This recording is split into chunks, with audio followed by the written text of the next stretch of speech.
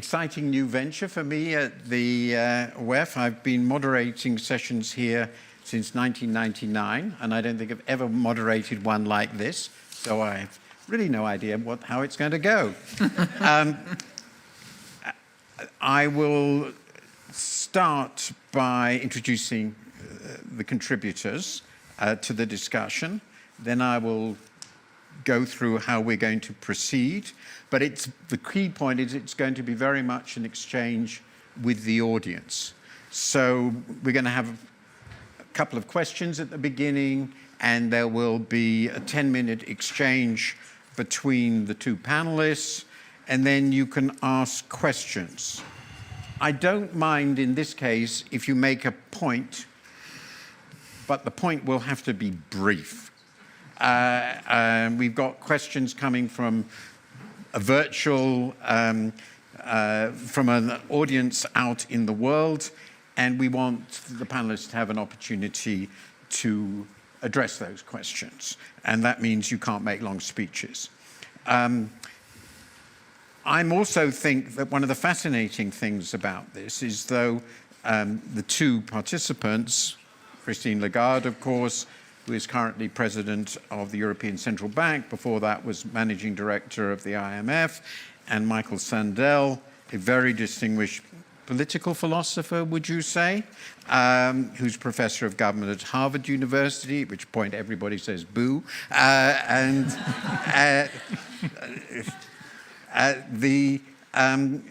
The interesting thing about these two people is they are immensely distinguished, incredibly thoughtful, and which is what makes this much more interesting.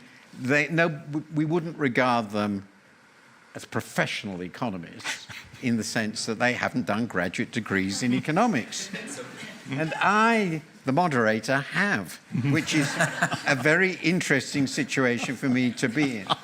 And the very fact that we're doing this shows that the question is not how to trust economics, but why is economics so damned untrustworthy that we have to have this discussion in which very distinguished people thinking about economics and its role in the world can explain how to make this untrustworthy subject, an untrustworthy system that they have been responsible for creating, work better.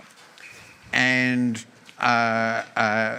when we get to the discussion, we'll focus on that, and then we'll have an exchange with you.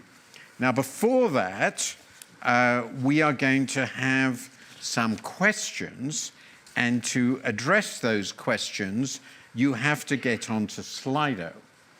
And what you have to do is scan this QR code with your smartphone. I'm told you can do it from where you're sitting, and you choose the right room at the top of the screen, and the room is Aula. And you use the WEF hashtag Davos24. I think I've got that more or less, if you need to. And apparently, you have to reselect the room on the Slido app if you've used Slido this week. If you pass this really complex exam, you can answer one of the questions. I'll give you, let's say, 30 seconds for this, and then we'll get to the question. Is everybody... Well, put up your hands when you're on Slido. Oh, there are some really seriously clever people. Not obviously there, young people. A few still struggling? Yep. Okay. People are doing well. So how much do you trust our existing economic system? One should take into account, you might want to look at this. These people are at the WEF, and that might tell you a bit about their attitude to the current economic system, and not least for the fact that they're probably doing rather well out of it. At the moment, we've got 48% think they rather trust it, 23% definitely trust, and well, we're getting a little more don't trust, but still the don't trust, that's a pretty fair minority. So you're going to have to persuade them that it's as untrustworthy as you might think it is. At least one of you might. Okay, have we got those well enough? Can we move on to the next question? Is there another question? Yes? So if you think there's a problem, and of course lots of you think it's perfect, what do you think are the problems with it? Okay, that's interesting. Well, we're just starting. Okay. Are we getting to the end, sort of? Okay. It's still sort of light, settling down a bit. Okay, global inequalities, interesting. Environmental disaster, 15%. Domestic inequalities, 13%. Slow growth, 12%. Lack of jobs, 5%. Now, that's a very interesting set of answers, and it seems to be stabilizing around there. So basically, they trust the system, but to the extent they don't, they seem to worry about global inequality most. That's actually, telling you the honest truth, it's not what I'd expected. So that's educational. Now, when at the end of the discussion, we plan to put these questions up again, and we will see if you'll change your minds. We don't strictly have a debating motion, so I won't say at the end of this who won. But maybe the panelists could work it out for themselves. So what we're now going to do is have a discussion on these questions before we go to the floor for you to make questions and comments. I'll tend to take them in groups of 2 or 3, by the way, and try to be as brief as you can. So let me start with the following question.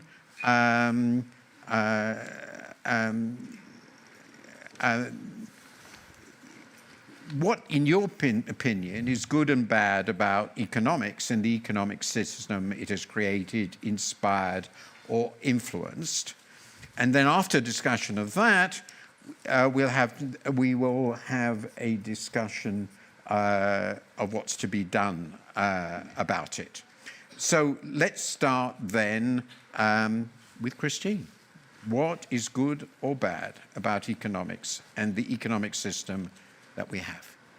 Well, thank you very much, Martin. I was going to actually preface any comments I make with the fact that I'm not an economist by training and background, but you've taken care of that. So here goes my disclaimer, because I'm a jurist by background and certainly a lawyer by passion, but I had to deal with many, many economists. And for the last 20 years of my life, I had to deal with economics. So it brings me to, asking myself, what is economics really about? And going back to a basic definition, we could argue that it's the allocation of scarce resources, which has been well served question over the last decades by an efficiency aim, which fitted a period of time of free markets, globalization, a good advocate of which is sitting to my left, particularly in the 80s, 90s. And that as a result of that, economics in and of itself could sort things out. And that markets in particular would be perfectly able to achieve that efficiency goal that we had. And in a way, politics, for instance, was a distraction, or politics, if it was actually acting, was promoting, particularly in the advanced economies, in days when we had the North-South dialogue and difficulties, but in advanced economies, certainly politics was promoting these principles. And I'd like to come to 2 points. One thing that I have observed from my vantage point now at the ECB and previously at the IMF, which is that efficiency aim that was there has been gradually replaced over the course of time, and particularly in the last few years, by a security aspiration. So security replacing efficiency. And if I want to take you to 3 examples of that, I would certainly take climate change first, and the climate transition necessity, which is not driven by efficiency, which cannot be sorted out and achieved by market rules and principle only, but require other tools, and I'll come to the tools in a minute. That's the second point I want to make. Second area where security has prevailed over efficiency in terms of goal is energy. And if anything has been learned from the horrible Russian aggression against Ukraine, we've learned that energy is not just a matter of efficiency, it's not just a matter of supply and demand and setting of prices, can be manipulated to the extreme, and it's certainly a quest for security. The third area which I have, and which is again in debate and possibly under threat, is supply chains, which we had taken for granted, where cost reduction and just on time were the key principles, and where now the just in case and security of supply and safety of the supply chain becomes the aspiration. So with that as a background, and from my very small window in the economic world, which is that of a central bank, and with in mind the first thing that I said at the first town hall that I attended at the ECB, which was to the economists in the room, that I didn't know very well at the time, but informed by my IMF days, and I have an IMF colleague in the back of the room who will attest to that, I said, beware of models.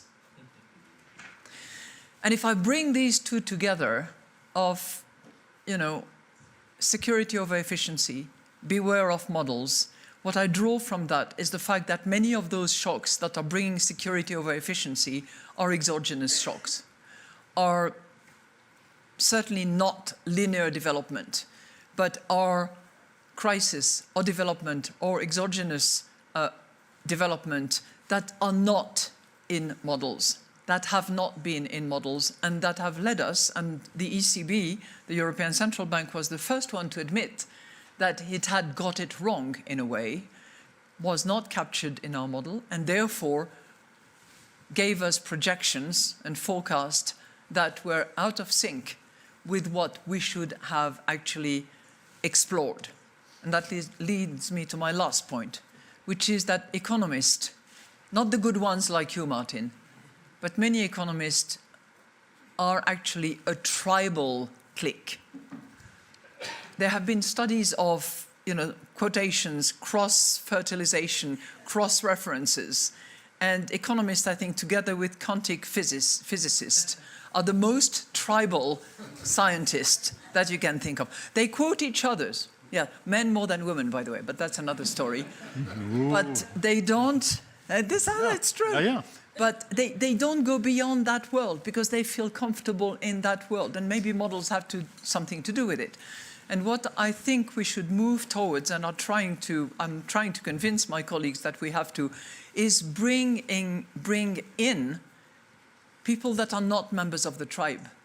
If we had had more consultation with epidemiologists, if we had had, and we now have, thank goodness, climate change scientists inside to help us with what's coming up, if we were consulting a bit better with geologists, for instance, to properly appreciate where some of the rare earth and resources are out there, I think we would be in a better position to actually understand the developments, project better, and be better economists. So, there. That's very, very interesting.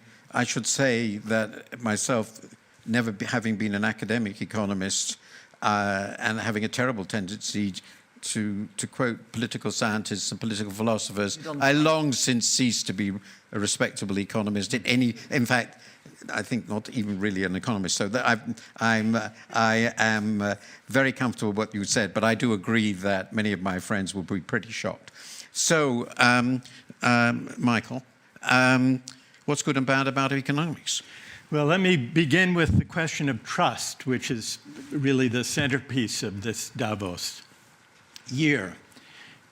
If we want really to restore trust in economics, what we have to do is close our eyes and try to forget the follies and the failures of models and of mainstream economic advice over the past 4 decades. If you want to trust economics, you have to try to forget the self-assured promise that we were all given by the proponents of the so-called Washington Consensus of the 80s and 90s and early 2000s, that everyone would be better off if we brought about a frictionless system of global capitalism with the outsourcing of jobs to low-wage countries with low labor protections, if we deregulated finance and insisted on the free flow even of short-term capital in and out of countries, we were told, we were assured that this would increase the stability of the financial system. This was before the financial crash of 2008 brought that advice and assurance tumbling down. We would try to forget also the naive assurance we were all given by the defenders of this model that the frictionless, finance-driven version of global capitalism would inexorably bring countries of the world toward liberal democracy. That was a part of the model and its claims. And one other thing we'd have to forget or forgive, Martin, and that would be the assurance, the conviction that there was no alternative, that the particular version of finance-driven globalization that was promoted, that was an article of faith by mainstream economists giving advice during that picture, was simply adapting to what was essentially a force of nature. Margaret Thatcher declared again and again, there is no alternative. Bill Clinton said globalization is not something we can hold off or turn off. It's like the equivalent, the economic equivalent of a force of nature like wind or water. And then there was Tony Blair, who said that globalization was as unalterable as the seasons. I hear people say we have to stop and debate globalization. He declared, you might as well debate whether autumn should follow summer. Now, it was smug at the time, but in retrospect, it seems quaint. Climate change has reconfigured the seasons. Summer heat is coming sooner and lasting longer. Some scientists tell us that absent changes in the way we live, by the end of the century, summer may last half the year. So the line between the necessary and the possible shifts beneath our feet. And today we find ourselves having to debate and decide whether autumn should follow summer, just as I think we need now to debate and decide by what economic arrangements we want to live. Okay. I think that given my miserable performance as a moderator here, and the fact that it shouldn't just be an exchange between us, I'm going to, you've had two very clear statements. Both are critical, but differently so. And I would say it's fair to say that the dominant thrust of Christine Lagarde's comment is the agenda has changed, right? And it's changed naturally because the world has changed. And a big problem associated with this, but not the core, I think not really at the core, is economists are arrogant and tribal. I think that's fair. And they really believe in models of the things that cannot be modeled precisely. And they believe they have a knowledge of the world which is actually impossible. I agree with all of that, by the way. And Michael goes in a rather different direction. He basically says, fair enough. I hope this is fair. This was all a terrible mistake. The last 40 years was a terrible mistake. It produced essentially nothing good, or at least you didn't mention anything, maybe because you didn't have much time. We'll have a question later. And we just have to throw this away and have a different way of doing things. Well, is that unfair? It's a little bit unfair. Oh, okay. I wouldn't say nothing good, but I will say, and this is provocative enough, that this way of thinking and designing the economy paved the way and bears responsibility for the populist backlash against elites and inequality and social division that we are now facing. I would put it that way, Mark. Since I've written a book of about 380 pages, which argues the same thing, I can't possibly disagree, can I? So you've had a very good presence of the argument. So now I'm going to go to the floor. I'd like to take about 3 or 4 comments, questions. I hope to remember them all. And say who you are. There is going to be a microphone, I believe. So let's see who wants to ask a question. This lady, please. Could you stand up, perhaps, just so that they can easily find you? Oh, wait a second. Yes. Say who you are, if you would, and Hi. question, comment. Thank you. I'm Danai Kyriakopoulou. I am an economist from my sins, currently working at the Bank of England and also a member of the Young Global Leaders of the Forum. So the topic question is how to trust economics, but also we've talked about how to trust economists, and you've touched a little bit on the issue of diversity in economics and the tribalism. And I wanted to ask more about solutions for that, because yes, we've been talking about diversity in central banks, in other economic institutions, and there's been a lot of progress on gender diversity, geographic diversity, but if everyone went to the same economic schools, that's not diversity really. So just wanted to get your thoughts on that, both of you. Thank you. So you're suggesting particularly that diversity of intellectual diversity is also important, with which I strongly agree. This gentleman, who I happen to know a little, say who you are. Ishwar Prasad from Cornell University, and I died in the Wool Economist. I feel compelled to defend my tribe, but I will instead say that perhaps you're asking too much of my tribe. If you think about what economic models deliver, the good models really deliver powerful insights. They don't really solve all of the world's problems. And I take your point, Christine, that perhaps we take models a little too far when we think that they represent reality. No, a good economist, to be honest, does not think that the model represents reality. It's an abstraction from reality, and I think it's a useful way to make progress. The difficulty is that once you deal with the messiness of the real world, especially political systems, then things become a little more complicated. The basic principles of economics sometimes get convoluted. Now, I don't stand here and blame political scientists for Trump, and perhaps you shouldn't blame economists for everything that goes wrong in economies. But it's really worth thinking about whether we have thought about economics in the wrong way, rather than providing these basic insights as instead trying to encompass the failures in political systems and social systems as well. Okay, I'll take one more question. You, sir, yes. Could you stand up so they can see you? I'll come to you later, I promise. My name is Anirudh Jalan. I run a company called Recycle, where we create a marketplace for plastic waste in India. My question is, if Schumpeter were alive today, and if he would see AI... If who?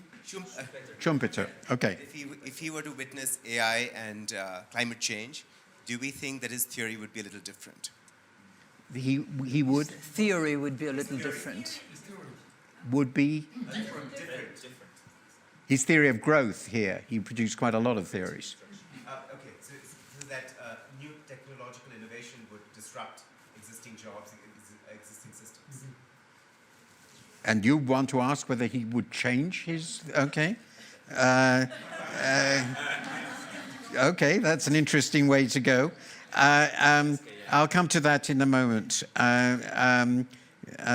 Could you explain why, just to make clear, I understand, why Schumpeter might respond to what's going on now by saying my theory of disruptive growth is wrong?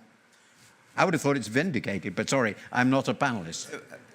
I'm in the energy transition and circular economy space, and he says that any new technological innovation would disrupt existing jobs. Yeah.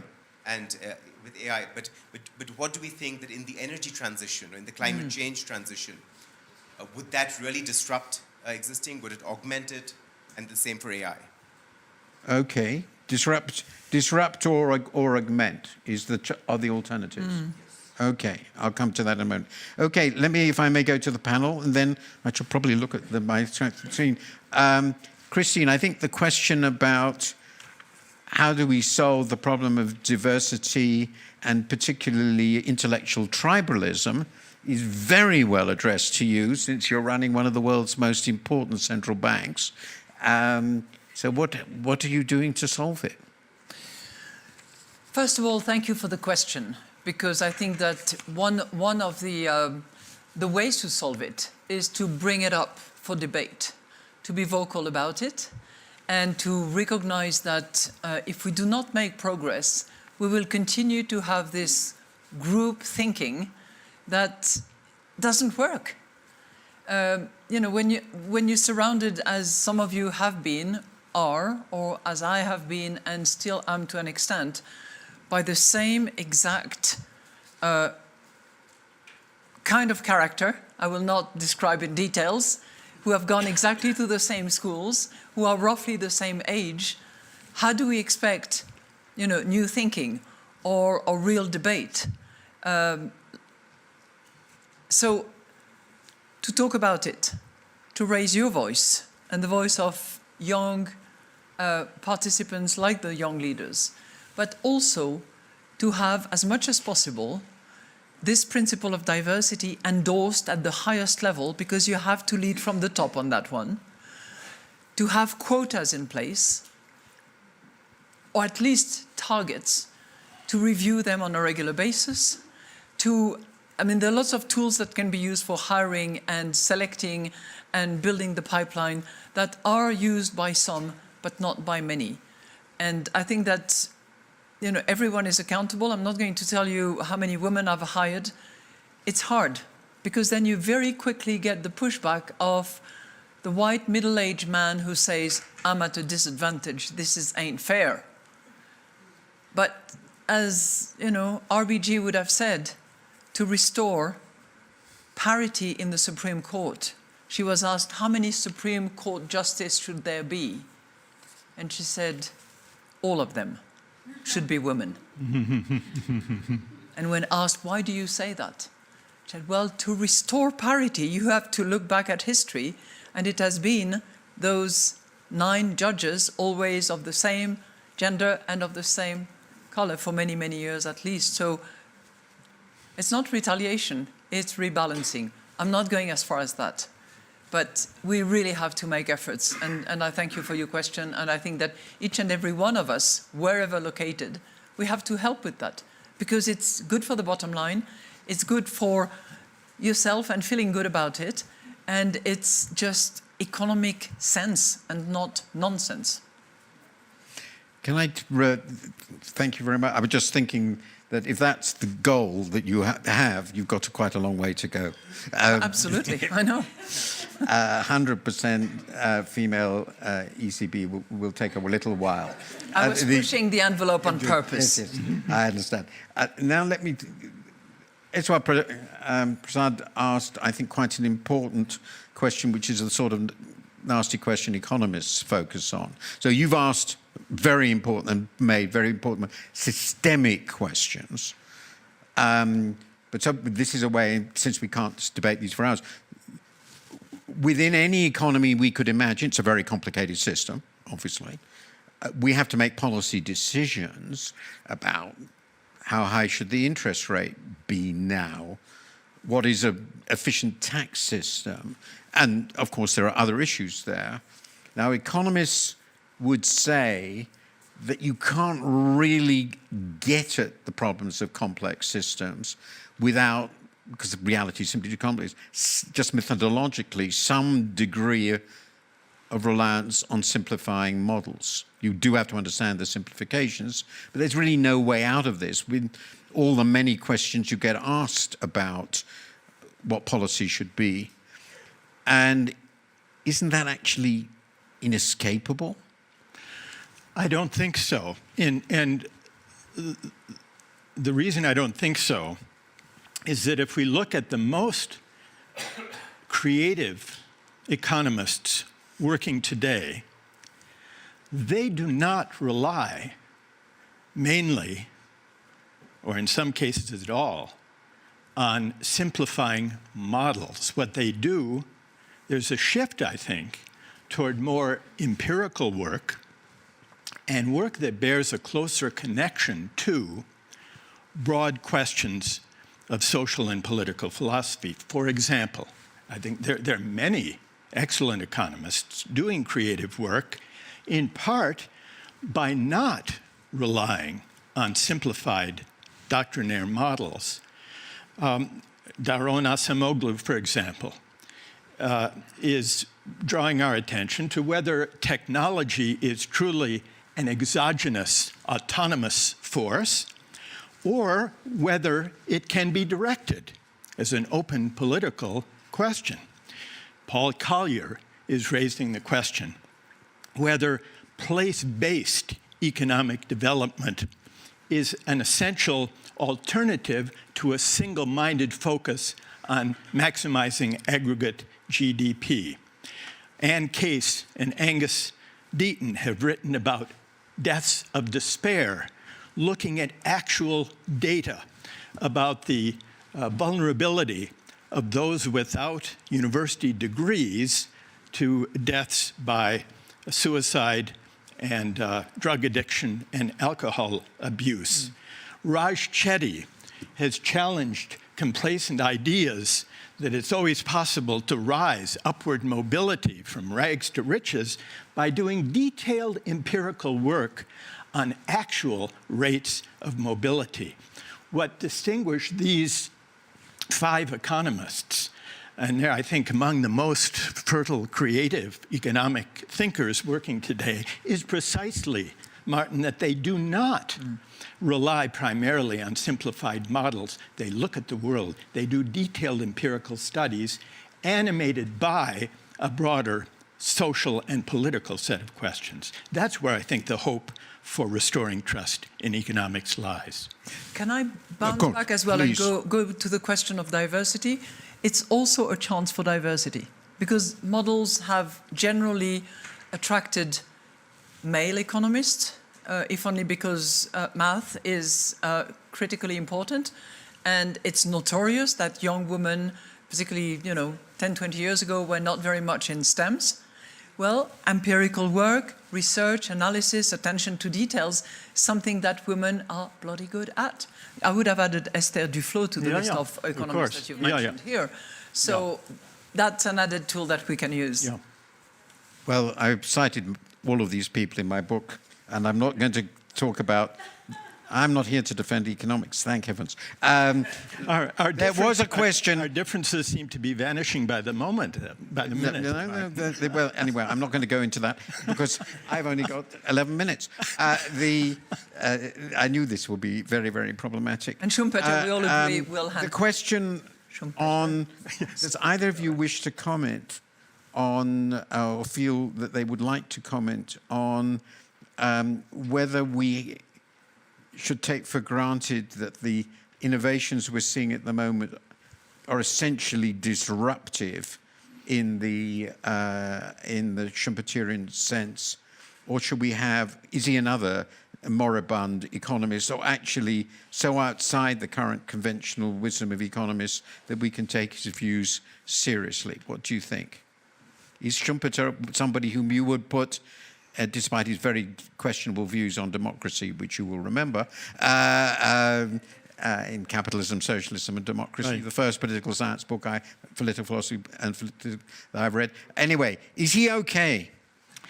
Is he in your little pantheon of economists that are okay? Yes, in the following respect. I disagree with his particular conception of democracy. It's too narrow. It lacks adequate sense of participation and civic engagement. But he, like the classical economists of the past, from Adam Smith to to Karl Marx, to John Stuart Mill, despite their ideological differences, Schumpeter was working in a tradition that did not conceive economics as a value-neutral science of human behavior and social choice. He conceived economics in the classical tradition as a branch, as a subfield even, of moral and political philosophy. So that's the kind of economics I think we need if we're to begin to trust economics again. Okay, I will move on to further questions. I'm going to take one from the floor, and then I'm going to go to Slido, since we asked people to comment to see if I can find some wonderful questions here. Please. Thank you. Hi, I'm Ludovic Suran, and I'm the Chief Economist of Allianz and the YGL. You mentioned, trust and economics have a form of weird correlation. You know, causality goes in different ways, but trust and trade openness, trust and friction. So my question is, it's for Michael, but also for Christine Lagarde. Do you think that the new models that everybody is preaching these days, dirigism, interventionism, legalism, all these Cold War toolbox, do you think it will deliver better trust outcomes? Or do you think it's going to be, for a short time, we're going to be like, okay, it's going to be better, and then it's going to be really bad? Okay, very good question. And please, go ahead. Well, thank you very much. Just say who you are. Heizo Takenaka, Yeah. a professor of economics. Yeah, and other things. And former policymaker. Indeed. For economic policy. Based upon my own experience, well, economics is very useful for policy making. Without economics and economic evidence, or economic policy is more meant to be much more poor. In that sense, what's most important is economic evidence is enough or not. Well, if this is based upon the very simple model, as you mentioned, Sandel-san, it's not useful.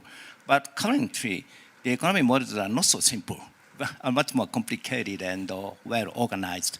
And so, well, economic evidence is enough or not? And another problem is, well, policy makers is well understand this kind of economic evidence. We often use the term of evidence-based policy making. So my question is very simple. What do you think of the evidence-based policy making? Is this well done or not? Okay, and I'm going to ask a third question, which comes from Slido. And I'm going to combine two, because they're essentially the same question. I can't deal with all of them. One said, President Millet, you all who know who he is, I presume, has just completed his WEF speech, and he said that what we need is proper libertarianism. And that's related to the second question.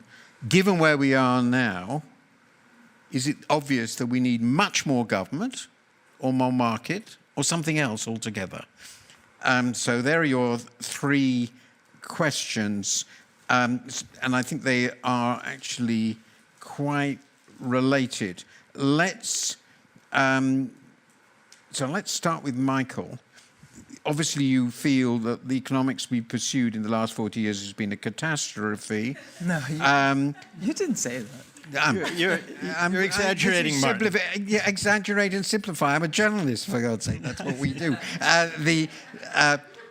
So the question really is, and really we have very little time, how do we change this? And is the answer, is a core part of the answer, and I think it fits with these last questions, a much expanded role for government or for some other entities within society to fix the sorts of problems you've mentioned? I hope that's not too crude a question. No. I would say what we need and what we're experiencing really is the return of the political. Now, politics is a dangerous activity, but it's also an indispensable activity. And the scope for democratic politics was unduly constrained, even delegitimated, when we were taught and assured that the model of a frictionless, finance-driven, global, hyper-global neoliberal model would deliver benefits for everyone. The return of the political makes those questions contestable, at least. Now, in practice, is that more government or more market, I think what the return of the political to economic debate can do is to emphasize the importance of the role of government, particularly as we've seen recently, reviving antitrust legislation to deal with the economic concentration of power, especially in tech and finance. That's government, the return of the political, and also to open debates about public investment. Back to the question of whether the direction of technological innovation is fixed as if by nature. That's only if you assume it must be governed by the purposes of Silicon Valley. But if democratic citizens want to have a say in directing the future, let's say, of AI, what will make for good AI that will actually enhance life rather than simply destroy jobs, we have to have a political debate and an openness to public investment to back up the results of that debate. So what I'm calling for really is an alternative to the fixed doctrinaire, disempowering and even technocratic idea that economic models, if only we get them right, can absolve democratic citizens of the responsibility to exercise their civic agency in debating and directing the course of technology, and for that matter, the economy. Because of time, this is a last question, and I will address it to Christine, from Professor Takanaka, who played, of course, a huge role in trying to deal with the crisis in Japan. You will all remember this. Very distinguished record. And he was talking, it seems to me very, very importantly, that part of the answer, if we're looking at it from a professional point of view, is that policy has to be properly evidence-based rather than purely theoretical. Do you agree with that strongly, and how well do you feel when you look around the world we're getting there? I would indeed agree with this point that policies have to be evidence-based, and this is what we have been arguing as a central bank, arguing that we have to be data-dependent, that we have to be very attentive to developments. And I think to the point that Edward was making about, you know, don't accuse us of too much and don't expect too much of us. I'm not saying that models should be discounted completely and should be set aside and forgotten about, and that we should move exclusively to empirical data and judgment calls and discretion. I think that, number one, we should work on those models to improve them. Number two, we should appreciate and understand that they will inevitably, given the way they're constructed, they will have an element of wrong about them. Therefore, we should not assume that they will give us the answer, but they will be good in helping us reach the judgment that should be either contradicted or corroborated by data, by empirical data, by observation, by judgment, and that it's a way to probably mitigate the sort of blind faith that we had for too many years, I think, in what models could deliver. But I'm not, you know, throwing them away. I'm saying, yes, they can be improved. Yes, they have to be supplemented. There are lots of things that you can use, sensitivity analysis, scenario analysis, and all the rest of it to improve on them. I just want to respond to what Michael very was... briefly, yeah, because very briefly. otherwise I will be was just shot. concerned about his point, which is the return of politics. Because what will be the return of politics if we do not have the return of citizens? Mm-hmm. Yeah. If people don't go to the ballot box because they're uninterested and disenfranchised, what is the return of politics? I'm concerned about that. Yeah. Do we still have time for asking the two questions again? Is that permitted? Okay. And then I will conclude. I'm sorry that this is getting to the end, I think. Yes, correct? So could you put the two questions? And I would just be interested to see whether your views have radically changed. So how much do you trust our existing economic system after you've heard this erudite discussion? Oh. No, that's not a question that was permitted. Okay. Oh.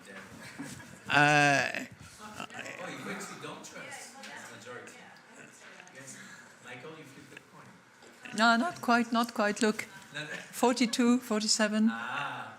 No. This is 48. Well, I would say that 53. Michael's made a No. dent in this audience, given that it's in the WEF. Yeah, so that, congratulations. It's because I wasn't allowed to debate you. Let's move to the next one. Can we do the other question? I'm sorry I couldn't. I've answered one question from. What is the biggest problem? Yeah, still global inequalities. Environmental disasters, I think, have gone up. Or maybe not. Domestic, yeah, that's. But we had a missing option here, and the missing option is the current economic system, does it help or hurt the prospects of democracy and of democratic citizens? That's perfectly true. Next year, can we include that? Please God, I'm not going to be doing this next year. I think this has been a very, very rich discussion. I wouldn't even dream of going into this. I'll make 2 points, and I know I shouldn't. One of them is, I think a lot of what Michael says about the past is true.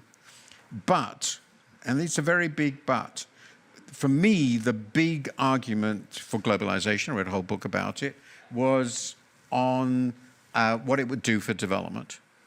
And I don't think anybody can deny it had some sensational development results. China. And among them, incomparably the biggest decline in extreme poverty in world history. Yep. And to me, as a globalist, I think we should care about other people, global inequality. That's quite important, and I don't want to throw it away in the protectionist flood we're now getting. The other point I would make, which gets to the real methodological heart of it, is of course models must be data-based. The difficulty is data, believe it or not, come from the past. Yeah. The amount of data we have on the future is quite small, and it comes in the form of expectations, and they're always wrong. And that means we do need data. We need to understand these data, but they have profound and fundamental limits in telling you about what's going to happen. And I think that has come out very clearly in the debate on the inflation that we've just had, because it was out of sample. It was out of sample. And the point I make this is all these points about citizenship and all the rest of it are deep and important. I'm deeply invested in this democracy idea.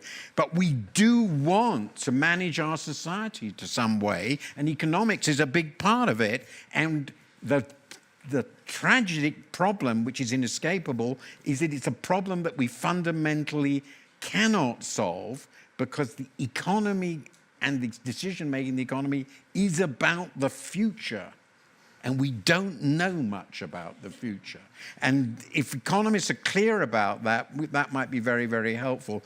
So it is a subject, in this respect, doomed to fail. And with that, let me conclude. And thank the panelists for a wonderful discussion. And I've been Thank very you, bad Martin. on time. No, you did.